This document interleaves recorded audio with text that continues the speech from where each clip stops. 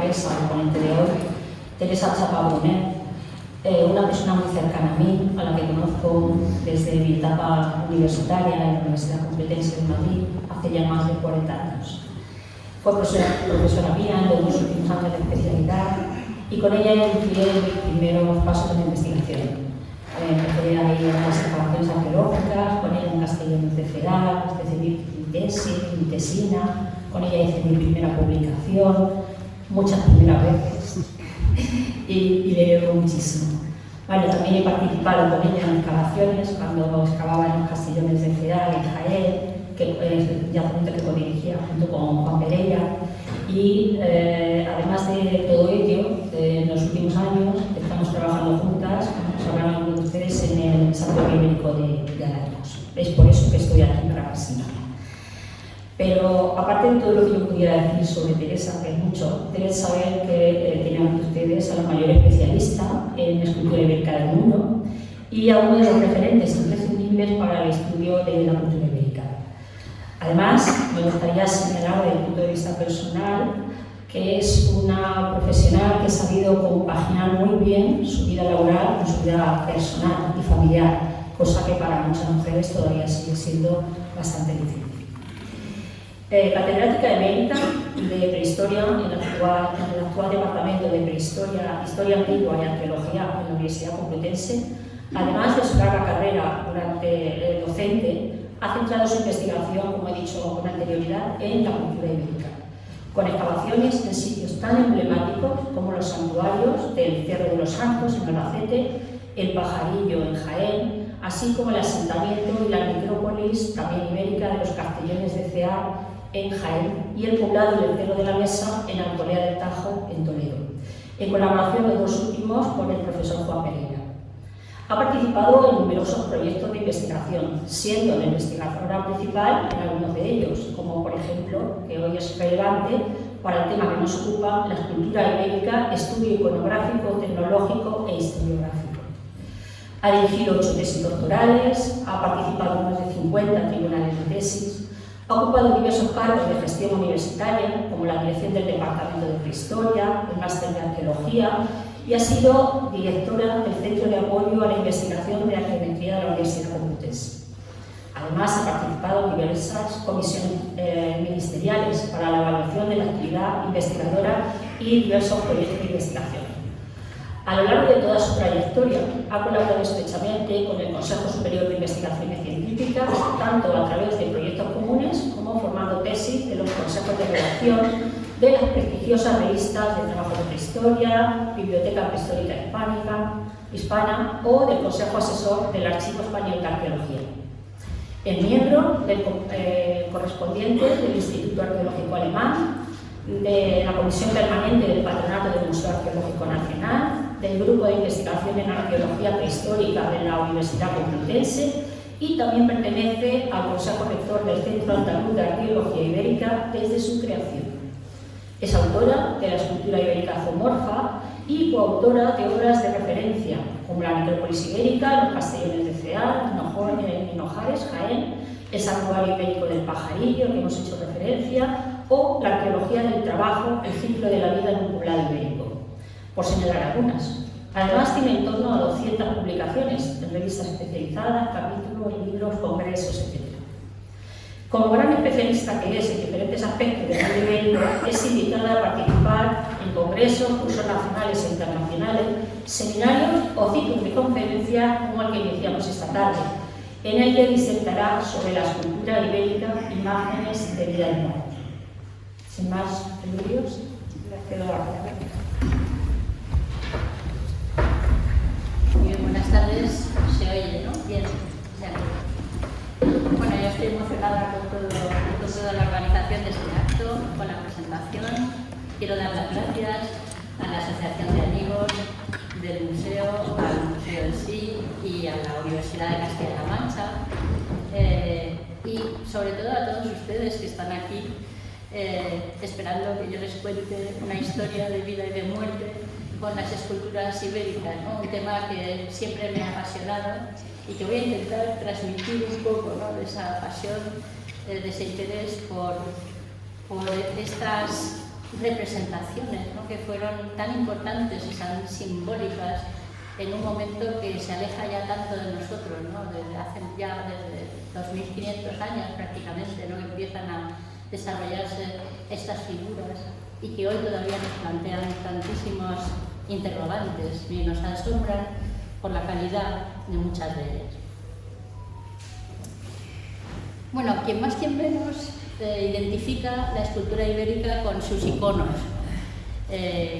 Bueno, he puesto aquí algunas piezas de las más conocidas, ¿no? La Dama del Cerro de los Santos, la primera de esta serie de damas que se descubre en el yacimiento de Montealegre del Castillo y que tiene una larga vida historiográfica desde que la adquiere a un anticuario del Museo Arqueológico Nacional en 1871. Después, como no, la Dama de Elche, la Dama de Baza, encontrada ya en momentos más seguros para la arqueología y que nos ha aportado tanta información, o la famosa bicha de Balazote, que es otro de los elementos más clásicos, ¿no?, de la escultura ibérica que todos identificamos. Por supuesto, en cada zona pues se conocen mejor las esculturas del área, ¿no? Y aquí tenemos la Esfinge de Alarcos, que nos saluda cada vez que vamos al museo y que fue sin duda una representación importante en la necrópolis del yacimiento. Si yo hago aquí una encuesta, seguramente me van a decir que la escultura más popular, ¿no?, es la Dama de Elche. Y yo no les voy a quitar la razón, evidentemente yo creo que la más popular sigue siendo la Dama de Elche. Pero también quiero decir que quiero romper una lanza en favor de la escultura de animales, en concreto de la bicha de Balazote, porque existe un mundo paralelo al nuestro que está en Internet, ¿no?, y que tiene a la bicha de Balazote como uno de sus temas favoritos. Hay muchos más memes de la bicha de Balazote que de la Dama de Elche, con lo cual aquí tenemos, por ejemplo, uno en el cual Isabel la Católica va a entrar en Granada a lomos de la bicha de Balazote. Con lo cual la escultura ibérica, por unos canales o por otros, pues entra, ¿no?, en la sociedad actual, y la verdad es que en ocasiones tiene una gran vitalidad en nuestro mundo. Bueno, hemos puesto unas piezas que son icónicas, pero la escultura ibérica tiene una enorme cantidad de manifestaciones y una enorme variedad. Tenemos damas, tenemos guerreros, tenemos caballeros, tenemos animales reales, tenemos animales fantásticos, grifos, esfinges, tenemos leones que no sabemos si clasificar en un bando o en otro, en lo natural o en lo fantástico. Tenemos guerreros luchando, es decir, hay una inmensa cantidad de escultura ibérica que conocemos mal debido a que en muchos casos está fragmentada. Si nos da tiempo al final ya veremos algunos de los problemas que plantea esta escultura, pero que nos revelan que en el mundo ibérico se concedió una importancia enorme a la representación escultórica en piedra, realizada siempre en caliza, en piedra caliza. Nunca usaban el mármol, eso no llegará hasta la época romana y además bastante avanzada. Por eso también tenemos esos problemas de conservación a veces, ¿no? Pero en todos los museos donde se desarrolla la cultura ibérica, y sobre todo en esta zona, no sé si se ve muy bien, pero hay un recuadrito que recoge toda la zona sur del país, la zona sur de Valencia hasta la zona oeste de Córdoba, de Jaén y frontera con Córdoba. En esa zona es donde se concentran las esculturas ibéricas, es donde los grupos humanos quisieron expresarse, contar sus leyendas, sus historias, justificar sus sistemas políticos a través de un programa escultórico que en ocasiones fue bastante complejo. Por lo tanto, iberos tenemos en muchas zonas de la península, pero las esculturas clásicas ibéricas se concentran en un área concreta de esa distribución. He puesto como título Imágenes de vida y de muerte. Y vamos a empezar por las imágenes de vivos. En el mundo ibérico tenemos varios niveles. El nivel de los vivos, que es el de los seres humanos. El nivel de los dioses. Dioses y diosas que se representan poquísimas veces, son muy reacios a representar a las divinidades. En eso se separan completamente del mundo clásico. En el mundo clásico, incluso en el mundo etrusco, podemos reconocer a las divinidades por sus atributos, por sus acciones, etc. Aquí hay un silencio casi absoluto sobre las divinidades porque no se quieren representar.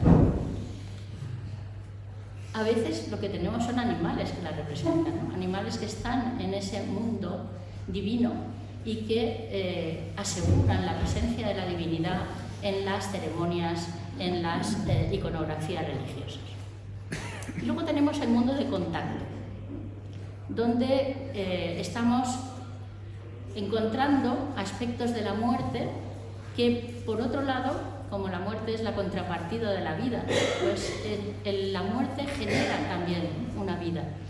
Y ahí nos vamos a centrar. Pero primero vamos a ver el mundo de los vivos. Vamos a hacer una breve incursión en el mundo de los vivos.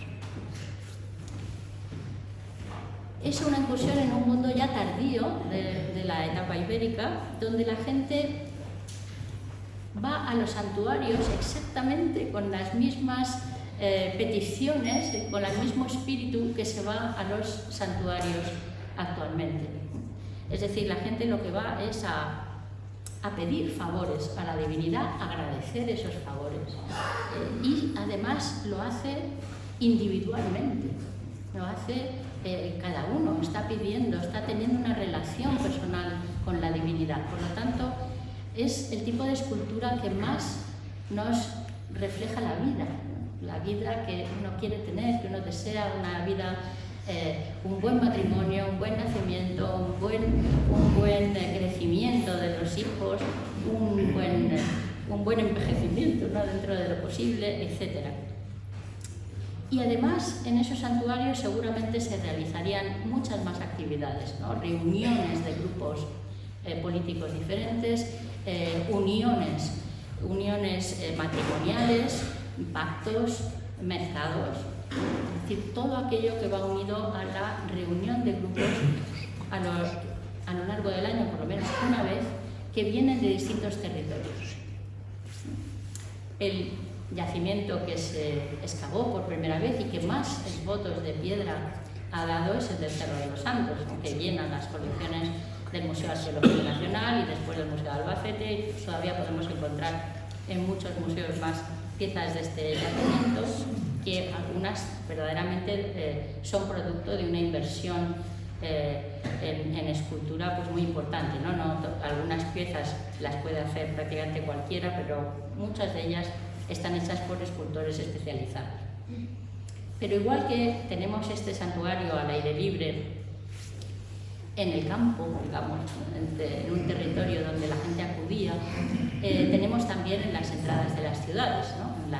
Como por ejemplo el santuario de las Atalayuelas, en Jaén, de donde procede este relieve que en su momento se llamó la danza bastetana, pero que hoy se cree que es una familia que va a depositar ese exvoto y a pedir, ¿no? La salud y el beneficio para toda la familia. Vemos a un lado las mujeres con sus vestidos largos, el matrimonio en el centro y las mujeres, las niñas a un lado, los niños al otro.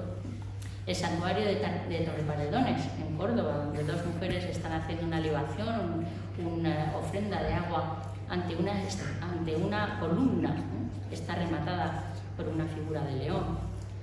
O santuarios en lugares rocosos, naturales, alejados, ¿no?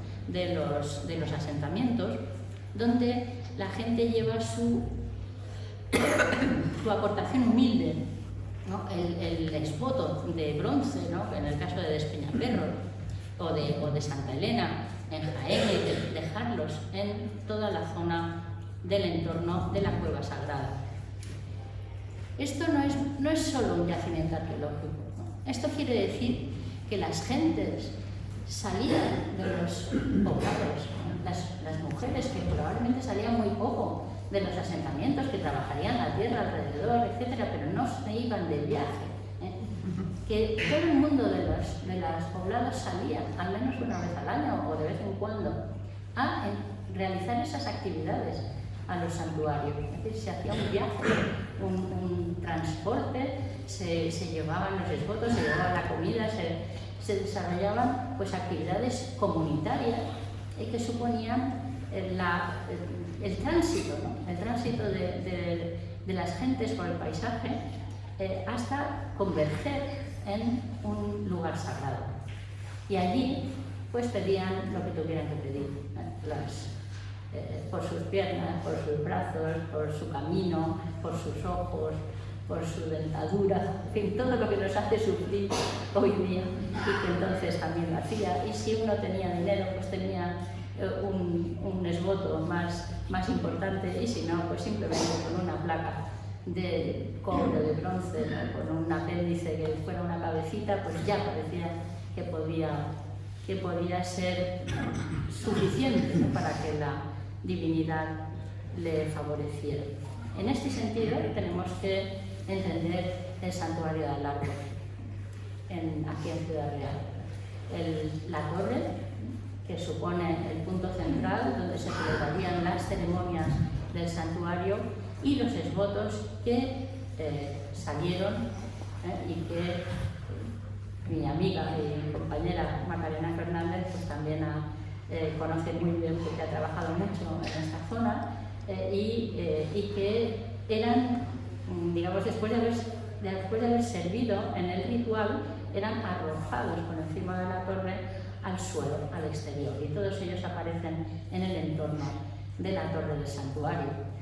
Allí tenemos que pensar igualmente que hubo romerías, etcétera, es decir, que la ermita de Nuestra Señora de Alarcos tiene una historia muy larga que al menos empezó en esta zona de la torre.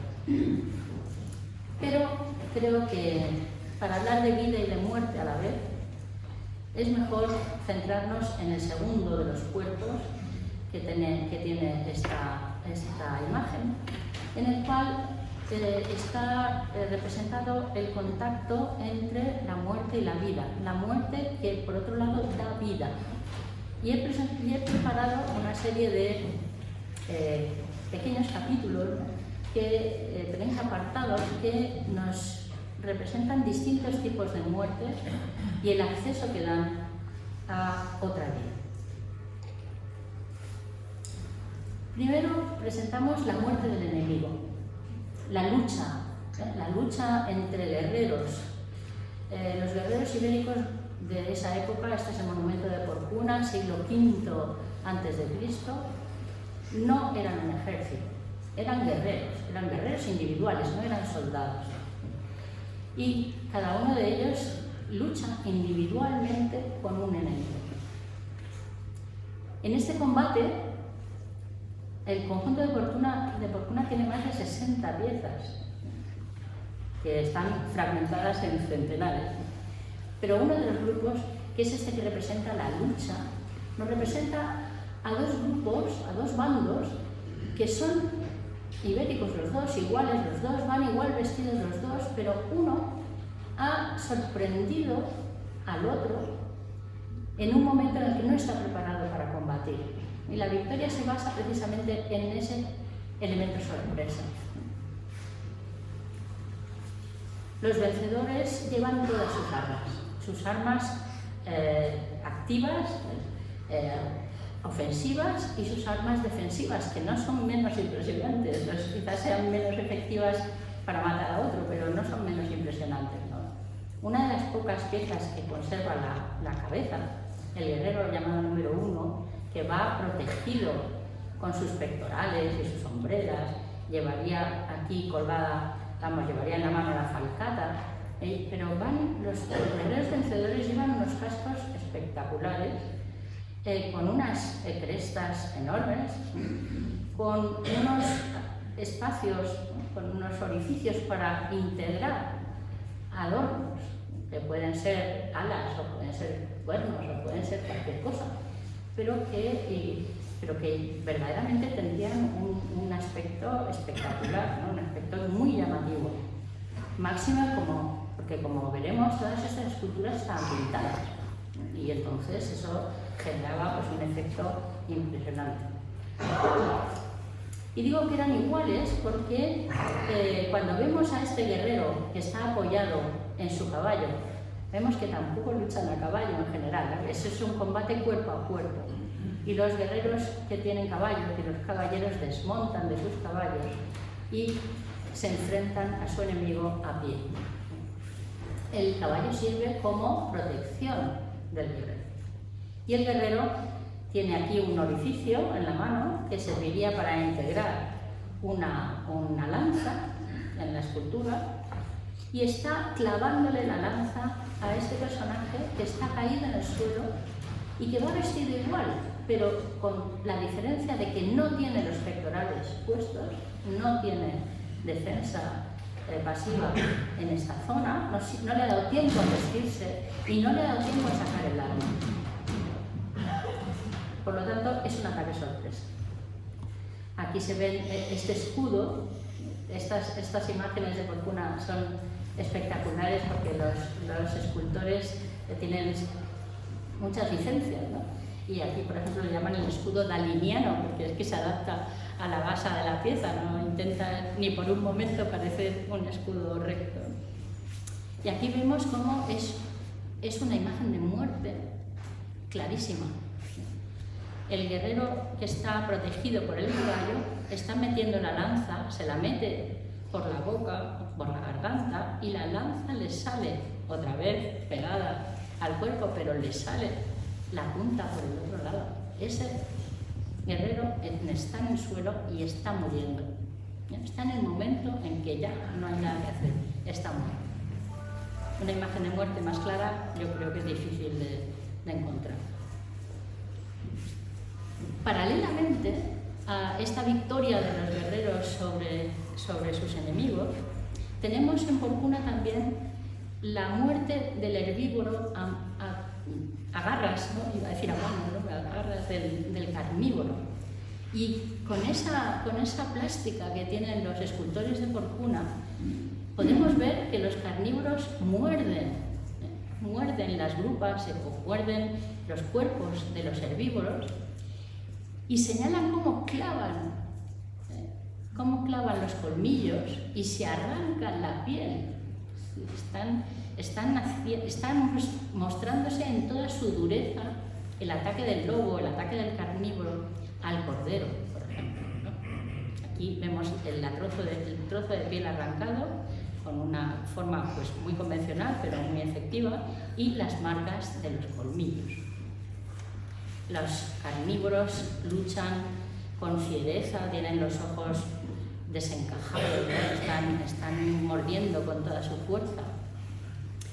Y por enseñarles una experiencia personal que les puedo explicar por qué este trabajo es tan interesante y da tantas sorpresas, pues les puedo poner esta figura de Elche, que es un león.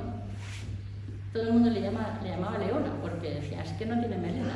Es una pieza quizás de... sí. No, esto no suena. Ah, perdón. Pues vamos a intentarlo con esto.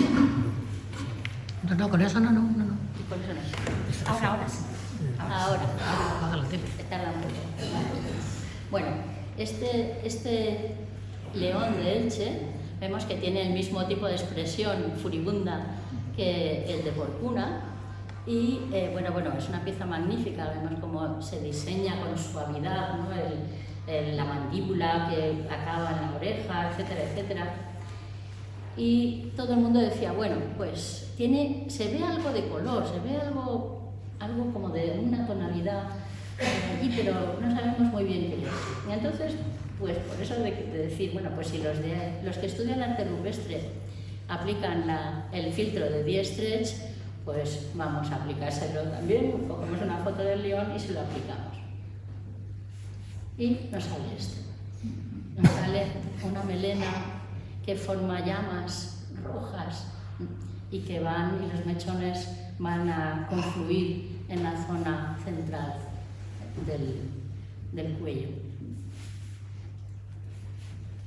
Aquí vemos la pintura que existía y que a simple vista apenas se aprecia, pero que la cámara fotográfica o el programa informático, mejor dicho, es capaz de. Es un león con toda su melena erizada, formando estas especie de flechas, ¿no? Que en su momento, cuando la pieza estuviera completa y pintada, pues daría realmente una impresión tremenda. Por tanto, la muerte de los guerreros. ¿Qué significa eso? Pues que el bando vencedor va a conseguir mejorar su vida, conquistar un territorio probablemente, o conquistar el poder del grupo. Por lo tanto, la muerte de unos significa la victoria de otros, la vida, el desarrollo de la sociedad a la que pertenece. En segundo lugar, tenemos la muerte del monstruo y la vida de la ciudad. Ahora intentaré explicar.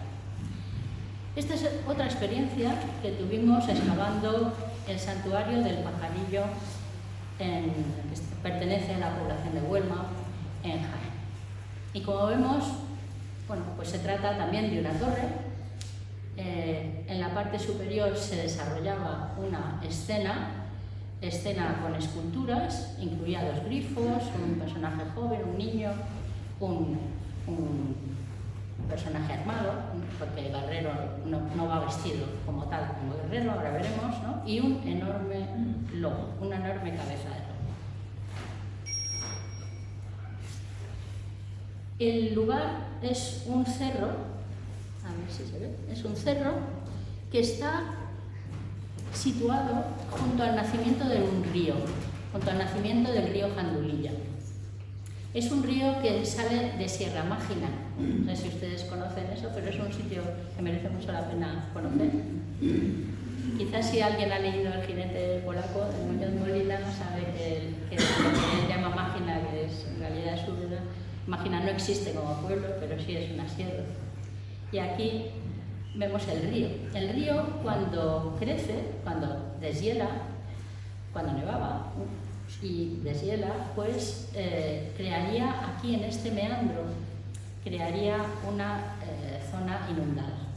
Por lo tanto, el cerro destacaría como una especie de isla. Y lo que nos encontramos fue, de verdad no se pueden imaginar, cuando sacamos el libro final todo era muy explicable y todo era muy coherente, pero cuando estábamos excavando aquello, nos mirábamos desesperados diciendo, ¿qué será esto, Dios mío? No teníamos ni idea verdaderamente, ¿no? Luego todo encajó como voy a intentar explicar. Nos encontramos con la figura de un personaje armado que está en el momento de sacar su falcata, su espada. Lleva una túnica corta, como propia de los iberos. Lleva un manto poderosísimo, fuertísimo, gordísimo, que está enrollado en su mano izquierda. Lleva grebas, lleva espinilleras, porque piensa que ese armamento defensivo sí le va a servir porque el peligro le puede venir de abajo, no de arriba o de frente. Y lleva una especie de collar, que se puede ver aquí, que son unas tiras cruzadas que llevan algunas piezas ibéricas, algunas estructuras ibéricas que probablemente tienen un sentido de protección religiosa. Después tenemos una cabeza de lobo enorme. Yo creo que solamente se cayó la cabeza. En caso de tener el lobo completo y cotejarlo con las medidas, con las proporciones que tienen los lobos ahora, tendría más de 2 metros de longitud. Monstruo. Es un lobo, porque si alguien piensa, no, pues parece un perrito. Bueno, no, le falta la mandíbula inferior y los colmillos para empezar, o sea que ha perdido parte de su agresividad. Pero yo, para salir de dudas, se lo pregunté a un profesor de la Universidad Autónoma de Madrid especializado en la etiología, en el comportamiento de los lobos. Y no le dije nada. Digo, mira, tengo esta escultura, ¿qué me puedes decir de ella? Y me dijo, es un lobo. Y es un lobo que parece mentira, pero parece que saben cómo los gestos, ¿no? Parece que saben la gesticulación de los lobos. Si tú me preguntas qué le pasa a este lobo, yo te digo, este lobo se está enfrentando a un enemigo o a un rival al que sabe que no puede vencer. ¿Por qué? Porque tiene la forma en que abre la boca, la forma en que arruga la nariz y la forma en que pone las orejas hacia atrás para que no se las mueva, para que no se las mueva. Bueno, pues aquello me pareció, claro, me pareció fantástico, ¿no? O sea, un guerrero que se va a enfrentar a un lobo y el lobo parece que va a perder, o sea, estupendo. Y en medio un niño, ahí ya sí que nos quedamos un poco perdidos, ¿no? ¿Qué será esto del niño, el guerrero, el lobo? Entonces, como todo, pues a la biblioteca y a viajar y a ver qué hay por ahí y qué nos puede decir la iconografía mediterránea de estos momentos, de finales del siglo V, de principios del siglo IV antes de Cristo. Y entonces nos encontramos con que hay una forma, aunque los griegos son así, que tienen una tipología de representaciones muy marcada. Hay una forma de representar a los héroes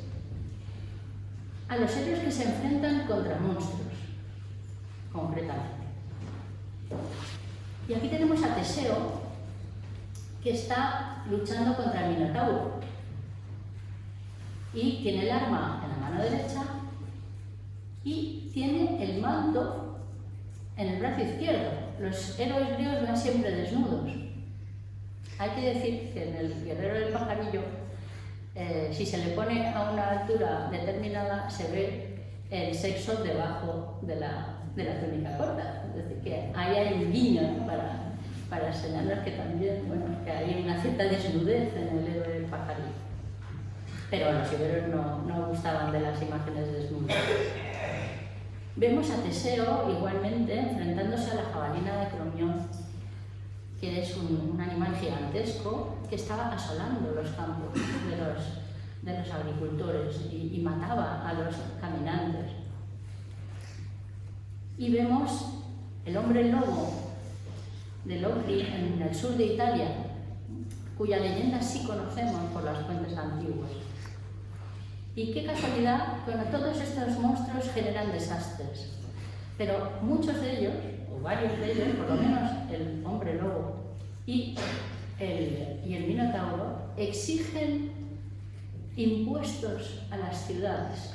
Y los impuestos son jóvenes, niños o niñas, que tienen que ser entregados a los monstruos para que los devoren, para lo que sea.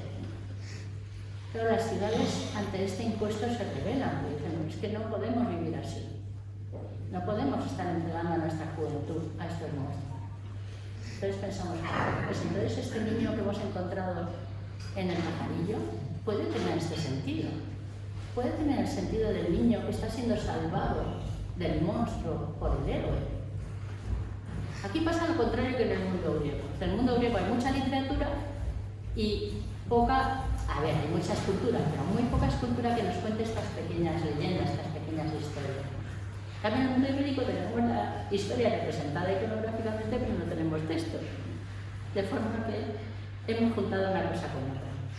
Pero esta forma de representar, en realidad, en Grecia, viene del monumento de los tiranicidas. Esta es una copia romana, pero el monumento de los tiranicidas se hizo dos veces, una vez antes de la derrota, bueno, de la invasión persa y luego otra vez. Esta es la segunda, ¿no? La de Critios y Nesiotes. Y esta es la forma canónica de representar a alguien que destruye un peligro como es el del tirano. El manto en la mano izquierda, el arma en la mano derecha. ¿Y qué son esos monstruos? Monstruos que tiranizan a la población. Y por lo tanto, cuando se libra uno de esos monstruos, queda liberado el territorio. Pensemos, por otra parte, que es la forma más canónicamente clásica también de estar de luchar contra los lobos, por ejemplo, ¿no? En la España tradicional, en el famoso libro de Ramón Grande del Río, se cuenta la historia de Juan Bravo, que decía que se envolvía el capotillo en el brazo izquierdo y armaba la diestra con un cuchillo, y enseñaba un capote como engaño y mataba a la loba. Y cuando se nos representa a Don Quijote luchando contra los cueros que contienen el vino, pues como está en pijama, pues lo que coge es el arma y se envuelve también la mano izquierda para protegérsela y para hacer de escudo y luchar contra los monstruos. Por lo tanto, es un gesto que es muy práctico, ¿no? Y eficaz y se ha utilizado siempre, pero que se usa en la iconografía mediterránea precisamente para los héroes que están librando a la población de un tirano, en general animal, o parte animal. Entonces podría ser, es decir, bueno, lo que tenemos aquí no es incompatible con todo eso. Tenemos un enorme lobo, tenemos un personaje que yo creo que también aquí hay que maravillarse ante los escultores, ¿no? Porque ¿ha representado el escultor la lucha en sí? No, ha representado el momento previo a la lucha, cuando el guerrero ha soltado su seguro, su trabilla, no se ve la pena, pero está ahí, y puede sacar la falcata silenciosamente. Y cuando el lobo se ha dado cuenta de que tiene a ese enemigo al que hay que enfrentarse. Y mientras tanto tenemos un niño desnudo, con su vientre abultado, etc., una escultura muy infantil, con una posición que parece que estaba en el suelo, estaba como caído, representado caído. Y por lo tanto, bueno, todo podría encajar, ¿no? No podemos asegurar que esa fuera la leyenda, pero encaja bastante bien. Y pensamos, bueno, pero nosotros esto lo podríamos haber hecho a lo mejor como historiadores del arte, pero somos arqueólogos, ¿no? Aparte de haber recuperado las piezas en una excavación, somos arqueólogos. ¿Encaja esta leyenda de liberación del territorio de un monstruo con los datos que tenemos del territorio en sí? Entonces se planteó una prospección arqueológica extensiva entre el santuario y la ciudad principal de esa zona, que es la llamada Colonia Salaria en época romana o inspirada en época ibérica, que está junto al Guadalquivir, una ciudad enorme y que ha perdurado mucho tiempo, que empezó además en época de la del Bronce. Y pensamos, bueno, ¿puede existir una relación entre el nacimiento del río, donde está el santuario, y la desembocadura del río, que es donde está la ciudad? ¿Qué pasa en el momento en que se construye el santuario? Entonces, se pudo ver que en el momento en que se construye el santuario, se funda una nueva ciudad más pequeña, en una zona intermedia entre la ciudad principal y el santuario, que ocupa las zonas de cultivo ya limítrofes con las zonas de sierra, pero es una ciudad que necesita su propio espacio, su propio territorio, y que necesita delimitar lo que es el territorio global de ese grupo que se inicia en el nacimiento del río y va a terminar, bueno, por lo menos va a tener su centro principal en la desembocadura. Por lo tanto, si tenemos una leyenda en la cual el héroe vence al lobo, es como si liberara el territorio para el uso de esta segunda ciudad que nace y que a partir de ahora va a tener disponible toda esa zona de control entre los territorios de llano y los territorios de sierra. Por lo tanto, bueno, pues parece que podría encajar también, ¿no?, la leyenda que hemos dicho con el recorrido que tiene el poblamiento en este territorio. Y que el lobo fue importante para esta ciudad nos lo demostró un estudio que se hizo finalmente con las monedas que se habían recuperado en la ciudad de colonias agrarias de Tiraca. ¿Y qué tienen estas monedas? En el anverso tienen una cara masculina, una cabeza masculina, puede ser un personaje político, lo que sea, y en el reverso precisamente lo que hay es un lobo. Es decir, que hay la tradición, ¿no? La leyenda, la vinculación de esa ciudad al lobo, a la historia del lobo, siguió incluso hasta época romana. Es otro caso en el cual la muerte del monstruo libera un espacio, libera un territorio, alivia a la población de un impuesto excesivo y desagradable, ¿no? y justifica la ocupación humana del territorio y su reclamo por parte de la ciudad principal a través de la fundación secundaria.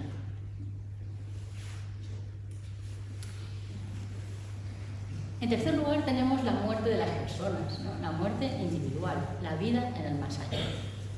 Y nos vamos a centrar en dos personas muy importantes y muy significativas: la dama de Elche y la dama de Baza.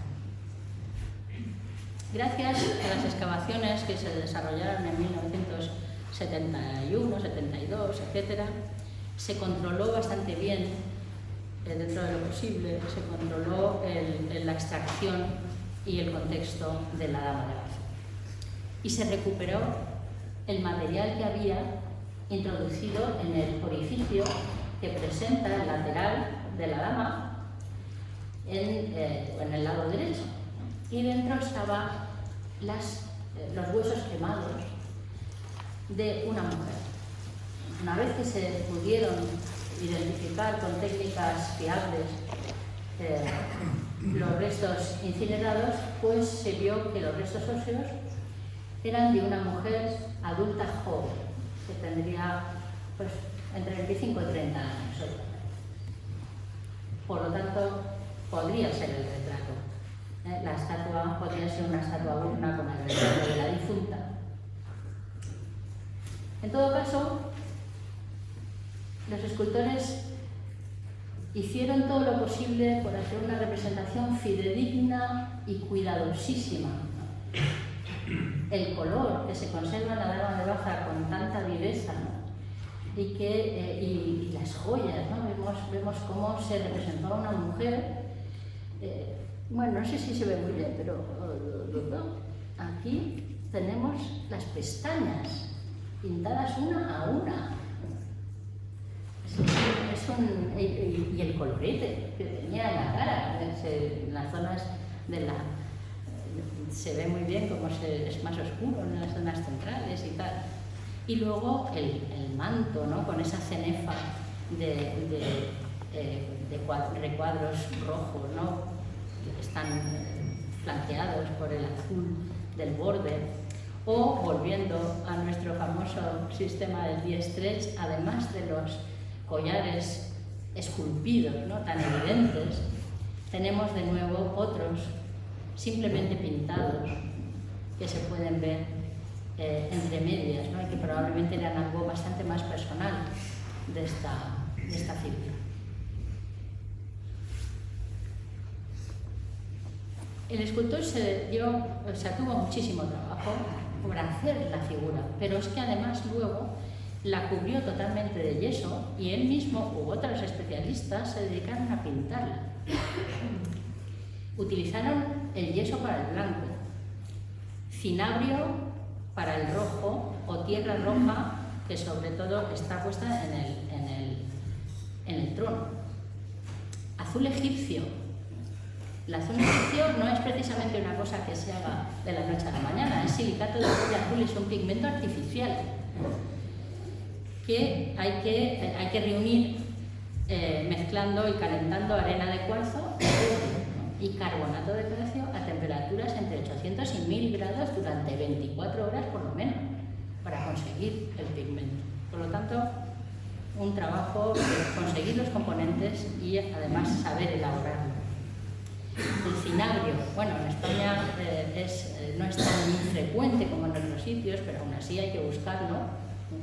En la Sierra de Baza hay cinabrio, no hace falta venir a Ciudad Real para localizarlo, pero aún así pues hay que buscarlo, ¿no? hay que localizarlo y usarlo.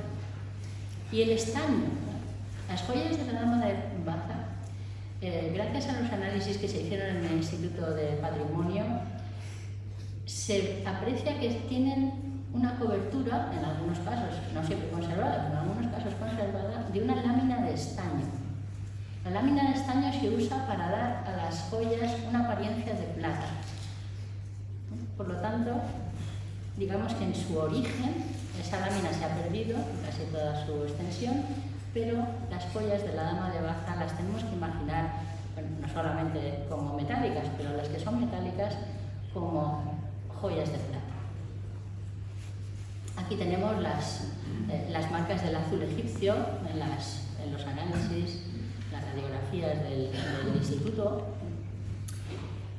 Pero es que el hecho de que la escultura vaya así decorada, ¿no?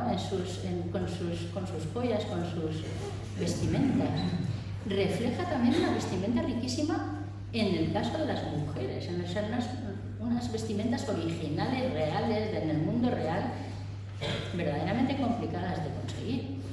Una lana de primera calidad, túnicas de lino, que lleva la Dama de Baza 3, túnicas de lino. Luego habría que preparar todos los pigmentos, ¿no? Para dar color a ese manto y a esas túnicas, probablemente usando tintes, ¿no? Como la Rubia Tintorum o la Isatis Tintoria, que dan colores azules o colores rojos, y que hay que prepararlas, y que hay que saber hacerlo, y hay que saber teñir los hilos, y hay que saber coserlo después. Es decir, que las joyas y las vestimentas estarían demostrando la presencia de una mujer de la alta aristocracia. Que, por cierto, no es la única, es decir, hay otras esculturas sedentes, pero siempre estamos haciéndonos a la idea de que son esculturas sedentes femeninas. Hubo esculturas sedentes femeninas, pero también hubo esculturas sedentes masculinas, en el mundo ibérico. Aquí tenemos las mujeres, Cigarralejo, el Llano de la Consolación, Albacete, o la Alcudia de Elche, pero aquí tenemos hombres, tenemos Jumilla, tenemos también la Alcudia de Elche, tenemos Cabisico de Tesoro, Murcia, y estos por sus vestimentas son claramente masculinos. Por lo tanto, hubo esculturas sedentes de los dos tipos. Y otra difunta. Muchas veces se dice, la Dama de Elche sería una diosa y tal. Yo pienso que no.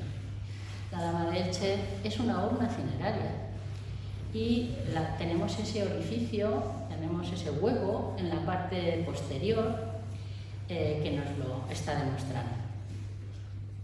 A este hueco se le han dado muchas interpretaciones, desde que eran huecos para dejar ofrendas hasta que eran para sujetar a la figura a la pared, hasta que era un amplificador de sonido, o que eran cenizas, un hueco para contener las cenizas de la persona difunta.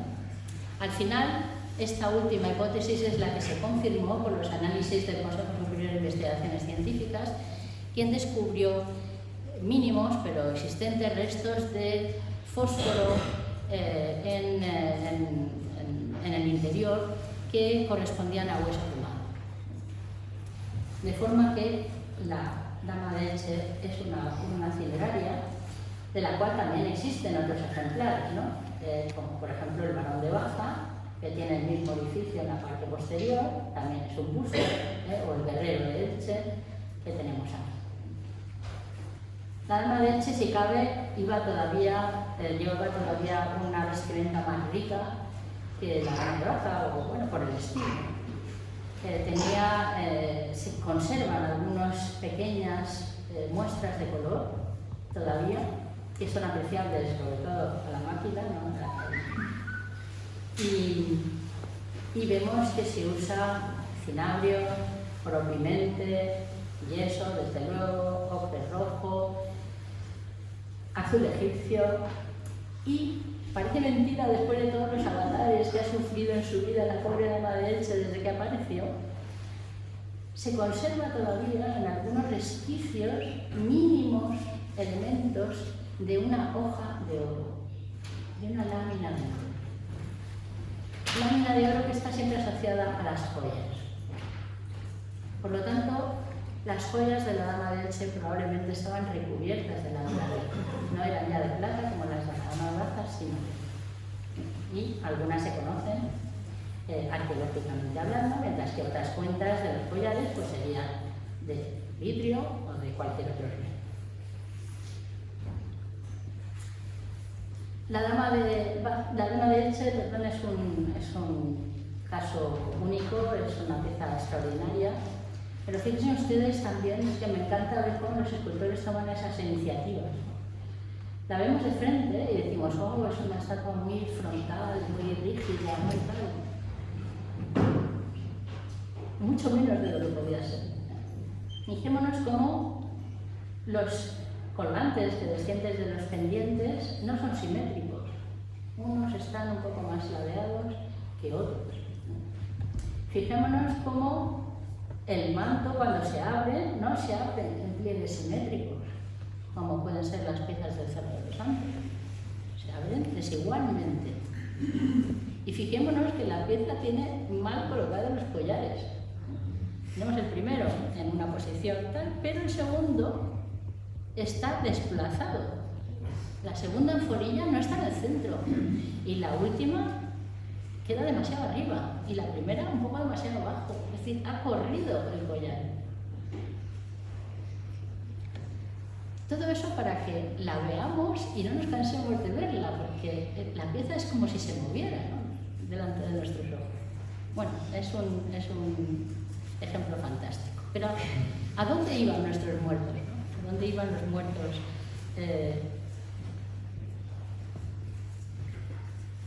que morían en los cementerios y eran enterrados y sus imágenes eran esculpidas, aunque lo normal es que no lo fueran? Bueno, todos yo creo que sabemos que los iberos se incineraban. Y digo incineraban o cremaban, o como queramos decirlo, porque en realidad la incineración sin más no existe, ni siquiera en los cementerios actuales, ¿no? Eso que nos dicen que incineran a los muertos, y si luego salen unos huesos blancos que ellos trituran y nos dan una urna con polvo, pero ellos no han conseguido reducir a cenizas directamente en los hornos a los difuntos, los iberos tampoco, porque hacían piras al aire libre. En estas piras que excavamos en el yacimiento de Castellar de León, tenemos las ramas de los pinos y tenemos restos de huesos que quedaban dentro de la pira. Pero en general, la mayoría eran recogidos e introducidos en una urna cineraria, una urna que luego aparece con los restos de hueso en su interior. Las personas iban con sus objetos personales. Por ejemplo, en esta tumba de este yacimiento se encontró al difunto introducido en esta gran urna con pendientes de oro, 2 pendientes de oro, un anillo de plata, una cuenta de piedra, un botón con esvástica de bronce, unas pinzas, y todo eso lo habían metido dentro de la urna cineraria. Aquí están los pendientes. Es una tumba masculina de un personaje adulto mayor, y vemos cómo en las esculturas ibéricas también los personajes llevan este tipo de pendientes. Los dos, no solo uno. Cuando son relieves la gente decía, llevaban un pendiente en la oreja izquierda, sí, claro. La derecha no se ve, pero eran dos. Bueno, pero lo que interesa aquí es, para llegar a donde quiero llegar, que voy llegando ya mal, es que ¿qué pasa con los muertos, ¿no?, cuando son quemados? Vemos que los muertos son quemados y la urna es depositada bajo tierra. Pero fijémonos en lo que dice la madre de Ulises, cuando Ulises le visita en el infierno, en el más allá, ¿no? Le dice que la fuerza del fuego ardiente consume nuestro cuerpo. Y tan pronto como el ánimo ha abandonado los blancos huesos, el alma anda revoloteando como en un sueño. Es decir, la cremación no solo es para destruir el cadáver, es para permitir al alma ir al más allá. ¿Y cómo se representa el alma en el mundo antiguo. Se representa al personaje en miniatura. Y aquellos que tienen mejor situación, ¿no?, en la sociedad, tienen un transporte especial al más allá, que son las esfinges y las sirenas, que se ocupan de transportar las almas de forma segura al más allá. Bueno, las sirenas están presentes cuando la persona muere, ¿no?, en este caso, porque van a llevarse el alma, vienen a recogerlo. O las almas directamente, revoloteando, como decía la madre de Ulises, van a buscar a Caronte para que les lleve al mundo de los infiernos y para que estén seguros de llegar al lugar adecuado. Aquí vemos un alma que parece nada, ¿no?, que con sus aletas y tal y cual, y que le está pagando, le está diciendo a Caronte que le lleve. Bueno, no voy a seguir, esta tradición ya ha durado mucho tiempo, pero entonces las esfinges y las sirenas, ¿qué hacen? Se materializan en los cementerios para vigilar las tumbas, pero a su vez insinúan, o por lo menos muestran, que han servido para transportar a los difuntos al más allá. Las esfinges también tuvieron un momento anterior al dominio humano, antes de que Edipo solucionara el acertijo de la esfinge, pero veamos que cuando Edipo lo representa matando a una esfinge, que no lo hizo, pero bueno, matando a una esfinge, lo representan desnudo y con su manto en la mano izquierda. Bueno, las esfinges se convierten en, digamos, un elemento de vigilancia de los cementerios, de ofrenda en los santuarios. Son leones con cuerpo, con alas, muchas veces de ave rapaz, y cabeza femenina, de forma que a veces, cabeza femenina joven, de forma que a veces si encontramos solo la cabeza es difícil saber si se trata de mujeres o de esfinges, ¿no? En la península ibérica tenemos las de Agos, que se parecen mucho al mundo griego, y tenemos otras que siguen los casos que encontramos en Grecia, esfinges en relieve que guardan la tumba, que guardan la puerta de acceso a la tumba y a su vez al camino al más allá. En la península pues tenemos a la esfinge de Alarcos, ¿no?, que seguramente estaba cumpliendo un papel, quizás no sobre una tumba específica, pero sí sobre una zona de la necrópolis, ¿no?, la cual estaría protegiendo y también garantizando la llegada de las almas al mundo de los difuntos. La esfinge de Bogarra, que forma parte de un acceso, de una puerta seguramente, las esfinges del Salobral. Y aquí tenemos la muestra, la demostración, vamos a terminar ya, la demostración de que en el mundo ibérico las esfinges transportadas a los difuntos al más allá. Esta es un ejemplar de Elche, en el cual una esfinge de gran tamaño, mucho más grande que el alma del difunto, que es muy pequeñita y monta a caballo. Esto es porque le han puesto para hacerla comprender mejor, ¿no? Y una divinidad que está en la base de la esfinge, y lo que muestra es a este pequeño personaje, el alma del difunto, que ha montado voluntariamente, ¿no?, se está sujetando a la esfinge y va a ser transportado al más allá. Luego, en la península ibérica, este mito o esta idea, esta leyenda del transporte de los difuntos también servía para las esfinges. Y voy a dejar aquí la charla, tenía otro capítulo, que era la muerte de las imágenes, porque las esculturas ibéricas están tan rotas porque las rompieron a propósito, Pero bueno, otra vez, si se acuerdan de mí, vuelvo y lo cuento. Lo único que quiero insistir es que cuando vean ustedes a la esfinge de Alarcos, a cualquier otra escultura en los museos, piensen por una vez que no están rotas por casualidad, que están rotas porque probablemente alguien la rompió y les quitó la cabeza, que era lo que hacía que ese personaje fuera tan efectivo y tan especial, ¿no? Así que viajen. Bueno, yo creo que ir a un museo es viajar en el tiempo, viajar en el espacio, viajar en ideas, ¿no? Pues incorporen, por favor, a nuestras esculturas ibéricas en sus visitas al museo. Muchas gracias.